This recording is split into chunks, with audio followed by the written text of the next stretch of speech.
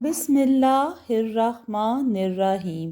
السلام علیکم دوستو، آج میں آپ کے لیے تلبیس کہانی کا دوسرا حصہ لے کر آئی ہوں، لیکن کہانی شروع کرنے سے پہلے آپ سب دوستوں سے گزارش ہے، اگر آپ میرے چینل پر نئے ہیں یا ابھی تک آپ نے میرا چینل سبسکرائب نہیں کیا تو اسے سبسکرائب کر لیجئے اور بیل آئیکن کو آل پہ کر لیں تاکہ دلچسپ اور بہترین کہانیوں کا جو یہ سلسلہ ہے بر وقت آپ تک پہنچتا رہے۔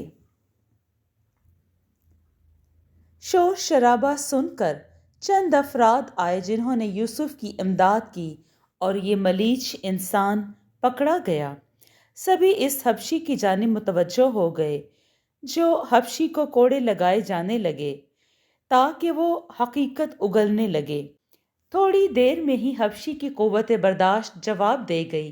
اس کا سیاہ بدن اس کے جسم سے رسنے والے خون سے سرخ ہو رہا تھا اور پھر وہ بتانے لگا کہ وہ کالی طاقتوں کے لیے کام کرتا ہے اور وہ دونوں پہلے بھی مختلف جگہوں سے بچوں کو اغوا کر کے لے جاتے تھے اور کسی طرح ان کے خون سے تلبیس غسل کرتا تھا۔ اس کی باتوں سے سبھی کی آنکھوں میں خوف نظر آنے لگا۔ ماحول میں ایک عجیب سی خاموشی طاری ہو گئی تھی۔ اس کے خاموش ہو جانے پر کافی دیر تک سبھی گمسم کھڑے رہے، پھر وہی بزرگ دوبارہ بولے، اس مردود کا جرم ناقابل معافی ہے، لہٰذا صبح کی پہلی کرن کے ساتھ ہی اسے سنگسار کر دیا جائے اور اس کو اتنے پتھر مارے جائیں کہ یہ ان پتھروں میں ہی دفن ہو جائے۔ فیصلہ ہو گیا۔ لہٰذا کچھ افراد اسے گھسیٹتے ہوئے بستی کے بغلی میدان میں لے آئے۔ وہاں ایک گھڑا کھودا گیا اور اس حبشی کو آدھے سے زیادہ اس گھڑے میں گاڑ دیا گیا اور صبح ہونے کا انتظار ہونے لگا۔ اذان کے بعد نماز پڑھ پڑھ کر تمام نمازی اس میدان میں جمع ہونے لگے۔ یوسف بھی وہاں پہنچ چکا تھا، امام صاحب بھی موجود تھے اور فیصلہ سنانے والے بزرگ بھی۔ پھر سورج کی کرنیں نمودار ہونے لگیں تو سبھی افراد پتھر اٹھانے لگے اور وہ حبشی اس اذیت ناک موت کے خوف سے چلا اٹھا، نہیں نہیں، مجھے بخش دو، مجھے مت مارو، مجھ پر ظلم مت کرو، تمہیں تمہارے خداؤں کا واسطہ مجھے معاف کر دو، میں تمہیں تمہارے خدا کا واسطہ دیتا ہوں۔ اس کی آواز میں قیامت خیز بے بسی اور خوف تھا۔ پھر ان بزرگ نے کچھ بڑبڑاتے ہوئے پہلا پتھر کھینچ مارا۔ اس حبشی نے بے اختیار آنکھیں بند کر لیں۔ پتھر اس کی پیشانی کی سیدھ میں گیا، لیکن پھر جو کچھ ہوا اسے دیکھ کر سبھی کی آنکھیں شدید حیرت کے باعث پھیل گئیں۔ پتھر اس کے چہرے سے چند انچ کے فاصلے پر تھا کہ اچانک بھاپ کی صورت میں تحلیل ہو گیا۔ کسی کو کچھ سمجھ بھی نہیں آ سکا کہ کیا ہوا۔ سبھی غور سے اس حبشی کی صورت دیکھ رہے تھے اور پھر آہستہ آہستہ وہ بڑبڑا رہا تھا۔ پھر اس کی بڑبڑاہٹ بلند ہونے لگی۔ اس نے اپنی آنکھیں کھول دیں اور بلند آواز میں چلانے لگا، مری ہرینگ کلنگ سرنگ اوکھنڈی پرتنی نمو بچے دھوپ دیپ ہنومان جے دیو تلبیس جے دیو تلبیس۔ اس کے آواز میں کچھ ایسی دیوانگی اور وحشت تھی کہ وہاں موجود تقریباً سبھی تھرا اٹھے۔ اس کی منحوس آواز چاروں طرف گونجتی ہوئی محسوس ہو رہی تھی۔ بزرگ نے دوبارہ پتھر کھینچ مارا، لیکن نتیجہ پہلے سا ہی نکلا۔ بزرگ صاحب آواز بلند میں بولے، مارو، سبھی پتھر مارو۔ ان کی آواز سن کر جیسے تمام لوگ ہوش میں آ گئے ہوں، پھر سبھی پتھر برسانے لگے۔ اس حبشی پر پتھروں کی برسات ہو رہی تھی، لیکن تمام پتھر اس کے قریب پہنچتے ہی بھاپ میں تحلیل ہو جاتے اور اسی بے نیازی سے وہ منتر پڑھنے میں مصروف رہا۔ پھر اچانک زمین یوں لرزنے لگی جیسے بھونچال آ گیا۔ تمام لوگ بے اختیار کتنے کتنے قدم پیچھے ہٹ گئے اور زمین تڑکنے لگی۔ زمین میں دراڑیں پڑ رہی تھیں۔ پھر اس حبشی کے سامنے سے زمین میں پڑ جانے والی دراڑ سے ایک انسانی وجود بلند ہونے لگا۔ پھر آہستہ آہستہ بلند ہوتے ہوتے وہ زمین میں آ گیا۔ کالا سیاہ چمکتا ہوا بدن، زیریں جسم پر صرف ایک لنگوٹ نما کپڑا، قد 6 فٹ سے بھی زیادہ، اور آنکھوں میں چمکتی ہوئی نفرت صاف محسوس کی جا سکتی تھی۔ اور یہ تلبیس ہی تھا۔ وہ آہستہ قدموں سے چلتے ہوئے امام مسجد کے سامنے جا پہنچا۔ اس کی آنکھوں میں نہ جانے ایسی کیا بات تھی کہ امام صاحب کے پورے بدن پر کپ کپاہٹ طاری ہو گئی، اور اس نے نہایت حقارت کے انداز میں امام صاحب کی پیشانی پر تھوک دیا۔ اچانک ہی یوسف عمران نے تلبیس پر چھلانگ لگا دی۔ امام صاحب پشت کے بل نیچے گرے اور بری طرح تڑپنے لگے۔ ان کے منہ سے ہذیانی چیخیں بلند ہو رہی تھیں، اور پھر دیکھنے والوں نے دیکھا کہ امام صاحب کی پیشانی پر جس جگہ تلبیس نے تھوکا تھا وہاں سے گوشت ابلنے لگا، اور دیکھتے ہی دیکھتے ان کے سر میں آر پار سوراخ ہو گیا اور ان کا جسم ساکت ہو گیا۔ لوگوں کی آنکھیں حیرت اور خوف کے باعث کانوں کو جا لگیں۔ ابھی لوگ حیرت کے سمندر میں غوطہ زن تھے کہ انہوں نے ایک اور ناقابل یقین منظر دیکھا۔ تلبیس نے اپنے منہ میں ہاتھ ڈال کر اپنی زبان پکڑی اور انچی ٹیپ کی طرح کھینچ لی۔ اس کی ربڑ نما زبان 2-3 فٹ اس کے منہ سے باہر نکل آئی، اور اس نے اپنی زبان کو رسی کی مانند یوسف کی گردن کے گرد لپیٹ دیا، اور یوسف اس کے سینے پہ چمٹ کر رہ گیا۔ اس کے قدم زمین سے اٹھ گئے۔ پھر ایک ہلکی سی آواز کے ساتھ یوسف کی گردن اس کے کندھے سے جدا ہو گئی، اور یوسف کا سر کٹا زمین دھڑ پر گر کر تڑپنے لگا، اور اس کا سر ایک جانب لڑک گیا۔ تلبیس کی زبان دوبارہ اس کے کھلے ہوئے منہ میں گم ہو گئی۔ یوسف کا بوڑھا باپ چیختا ہوا اپنے بیٹے کی جانب دوڑا تو تلبیس نے اسے سر کے بالوں سے پکڑ لیا۔ اس کی انگلیاں سانپوں کی طرح لہرائیں اور یوسف کے باپ کی کھوپڑی میں اتر گئیں۔ وہ بیچارہ پوری طرح چیخ بھی نہ سکا، اور اس پر کپ کپاہٹ طاری ہو گئی۔ ان کو یوں محسوس ہوا جیسے زمین نے ان کے پاؤں جکڑ لیے ہوں۔ تلبیس ان کی جانب بڑھا تو اچانک مجمع سے آیت الکرسی کی آواز بلند ہونے لگی تو وہ ٹھٹک کر رک گیا۔ پھر ایک جانب سے کلمہ بلند ہونے لگا۔ بس پھر چاروں جانب سے مختلف آیتوں کی آوازیں بلند ہونے لگیں۔ یک بہ یک تلبیس کا وجود ہوا میں معلق ہوا اور بستی کی جانب پرواز کر گیا۔ سبھی لوگ اپنے گھروں کی جانب دوڑ پڑے۔ سبھی کو خطرہ تھا کہ تلبیس بستی کی جانب پہنچ گیا تو کہیں ان کے گھر والوں کو نقصان نہ پہنچائے۔ وہ سب بھاگ گئے اور پیچھے بے یار و مددگار پڑی لاشیں چھوڑ گئے۔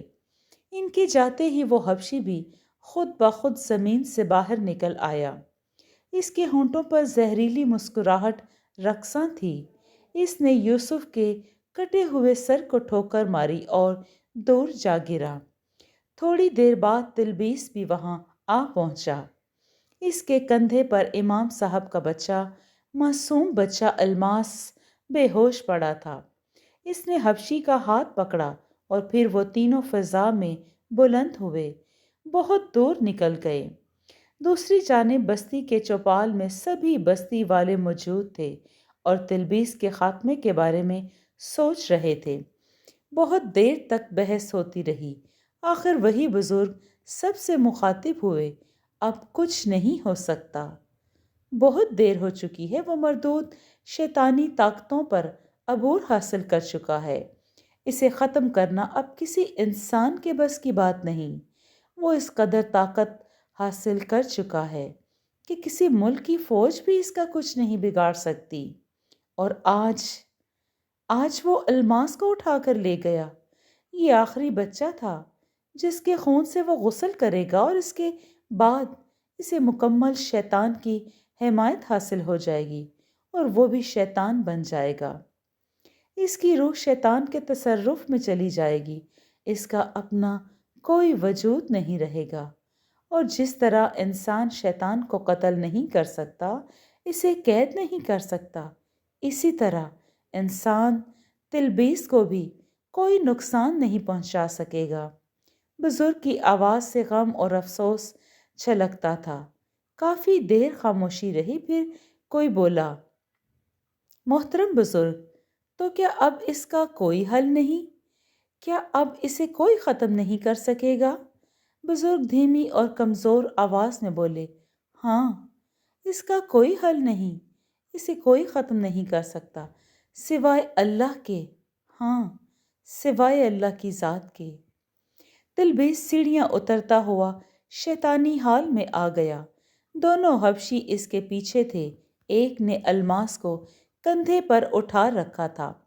حال میں اترتے ہی شیطانی مجسمے کی آنکھ کی روشنی بڑھ گئی اور ساتھ ہی ایک مخنی سی آواز ابھری، آ میرے بچے، آج تیرے انتظار کی آخری گھڑی ہے۔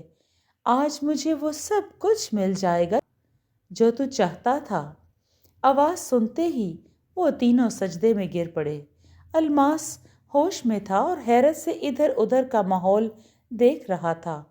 اٹھو، دیر مت کرو، منحوس ساتھ گزر جائے گی۔ یہ منحوس گھڑیاں دوبارہ بہت سالوں بعد آئیں گی، جلدی سے اپنا کام کر گزرو۔ اور وہ تینوں اٹھ کھڑے ہوئے۔ تلبیس شیطانی مجسمے کے نیچے جا بیٹھا اور دونوں حبشی الماس کو پکڑے اوپر چھپر نما شیڈ پر آ گئے۔ انہوں نے الماس کو شیطانی مجسمے کے بالکل اوپر لٹا دیا اور اس کی گردن مجسمے کے سر پر جھکا دی۔ الماس نے کسی قسم کی کوئی حیل و حجت نہیں کی، کوئی ہاتھ پاؤں نہیں مارے۔ وہ معصوم بچہ بالکل بے خوف نظر آ رہا تھا۔ ایک نے اس کے دونوں بازو اس کی کمر کی جانب موڑے اور اس کی کمر پر گھٹنا رکھ کر بیٹھ گیا۔ دوسرے نے برچھی اٹھائی اور الماس کے سر پر پہنچ گیا۔ اس نے الماس کو گھسیٹ کر اس کی گردن تھوڑی اور آگے کر دی اور اس کا سر تھوڑا اور نیچے ہوا تو اس کے گلے میں موجود لاکٹ نیچے نکل کر نیچے شیطان کے مجسمے کے سر پر گرا اور پھسل کر اس شیطانی مجسمے کی گردن میں آ گیا۔ اس لاکٹ کے گردن میں آتے ہی شیطانی مجسمے کی روشن آنکھ یک لخت بجھ گئی، اور یہ اس بات کا ثبوت تھا کہ شیطان اب موجود نہیں ہے، یعنی شیطان فرار ہو چکا تھا، اور اس کی وجہ شاید وہ لاکٹ تھا جس پر آیت الکرسی کا تعویذ گندہ تھا۔ اسی وقت اس حبشی نے برچھی چلا دی۔ خرش کی تیز آواز ابھری، الماس کی ایک گھٹی گھٹی چیخ بلند ہوئی اور اس کا سر کٹ کر نیچے جا گرا۔ الماس کی گردن سے خون کا فوارہ بلند ہوا اور خون کی موٹی دھار نیچے شیطانی مجسمے کے سر پر پڑنے لگی اور اس کی گردن میں موجود آیت الکرسی والے لاکٹ کو بھگوتی ہوئی نیچے بیٹھے ہوئے تلبیس کو بھگونے لگی، اور تلبیس کی بند آنکھیں ایک جھٹکے سے کھل گئیں۔ وہ محسوس کرنے کی کوشش کر رہا تھا کیا انہونی ہو چکی ہے، لیکن بات جب تک اس کی سمجھ میں آتی وہ مکمل طور پر خون میں بھیگ چکا تھا۔ بے ساختہ وہ چیخ اٹھا۔ اس کی دردناک چنگاڑ نے حال کی چٹانی دیواروں میں دراڑیں پڑ گئیں۔ دونوں حبشی بری طرح بوکھلا اٹھے۔ شیطانی مجسمہ بھی تڑکنے لگا اور پھر چند لمحوں میں ریزوں میں بکھر گیا۔ آیت الکرسی والا لاکٹ الماس کے خون میں تیرتا ہوا ایک جانب بہہ نکلا۔ تلبیس پورے حال میں اذیت سے چیختا ہوا ناچ رہا تھا۔ اس کی چیخیں پورے علاقے میں گونج رہی تھیں۔ اس کی چیخوں میں اتنا درد تھا کہ دھرتی پر کپ کپاہٹ طاری ہو گئی، پہاڑوں پر رشا کی سی کیفیت طاری ہو گئی اور فلک بوس پہاڑ ریت کی صورت میں زمین بوس ہونے لگے۔ पहाड़ों का यूं टूटना, पत्थरों का चटकना और चट्टानों का गिरना, एक कयामत का शोर बुलंद हो रहा था। मीलों दूर तक कोई आवाज, कोई आबादी ना थी, लेकिन ये शोर सैकड़ों आबादियों में सुना गया। चीखते चिल्लाते तिलबीस साकत होकर गिर पड़ा। इसका पूरा जिस्म साकत हो चुका था। देखते ही देखते इसका जिस्म एक संगी मुजस्मे की सूरत इख्तियार कर गया, जिसकी आंखों में जिंदगी की चमक महसूस होती थी। जमीन में दरारें पड़ने लगी और बुलंदो बाला पहाड़ इन दरारों में जमीन की गहराइयों में उतर गए। तकरीबन एक साकत गुजर जाने के बाद वहां दूर दूर तक, जहां तलक निगाह काम करती, वसी तरीन मैदान नजर आता, जिसके वस्त में एक संगी मुजस्मा पड़ा था, जिसकी आंखों में जिंदगी मौजूद थी। ये तो इंसानों के लिए अल्लाह ताला की तरफ से एक मामूली निशानी है कि देखो, जो लोग हद से तजावज़ करते हैं, खुदा की बराबरी करने की कोशिश करते हैं, इनका अंजाम कितना इबरतनाक होता है। अल्लाह ताला हर किसी को इसकी हैसियत के मुताबिक सज़ा देता है, किसी के साथ नाइंसाफ़ी नहीं करता। अगर कोई गरीब है तो कोई अमीर, कोई शहंशाह है तो कोई गदागर, और तुम क्या जानो कि अल्लाह के किस काम में क्या हिकमत है। ए कम अक्लो, ज़्यादा की लालच में ना पड़ो। अगर तुम खुद को किसी से कमतर समझते हो तो अपने से बरतर को नहीं, बल्कि अपने से बरतर और कमतर को देखो कि वो भी जिंदा हैं और खुदा का शुक्र गुजारते हैं। तो फिर तुम नाशुक्रे क्यों बनते हो।